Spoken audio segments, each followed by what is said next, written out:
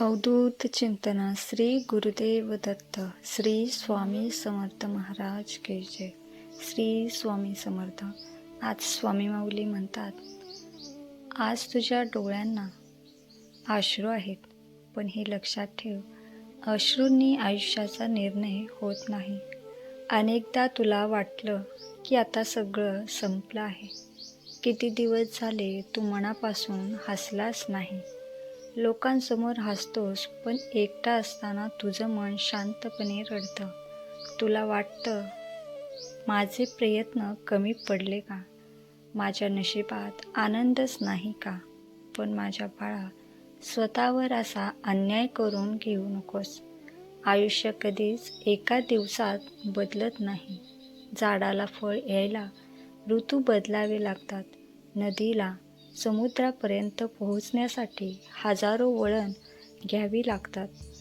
सोन्यालाही तेज यायचं असेल तर अग्नीची परीक्षा द्यावी लागते.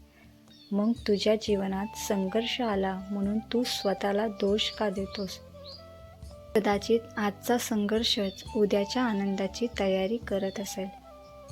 तू पडला आहेस हे खरं आहे, पण पडणं म्हणजे संपणं नाही. जमिनीवर पडलेलं बीजच एक दिवस विशाल वृक्ष बनतं. तर ते बीज अंधाराला घाबरत असतं, तर त्याला सूर्यप्रकाश कधीच मिळाला नसता. म्हणून आजच्या अंधाराला घाबरू नकोस. हा अंधार तुझी ओळख नाही, तुझ्या आयुष्यातील उजेड असून पुढे आहे. बाळा, लोकांनी तुझ्यावर विश्वास ठेवला नाही म्हणून स्वतःवरचा विश्वास सोडू नकोस. जगाचं मत प्रत्येक क्षणी बदलतं, पण तुझा आत्मविश्वास कायम राहिला तर परिस्थिती कितीही कठीण असली तरी ती तुला जास्त काळ रोखू शकणार नाही. स्वतःला रोजच एकच गोष्ट सांग, मी अजून हरलेलो नाही, मी पुन्हा उभा राहणार आहे. लक्षात ठेव, प्रत्येक दुःख कायमचं नसतं. प्रत्येक कठीण प्रसंग एक दिवस आठवण बनतो.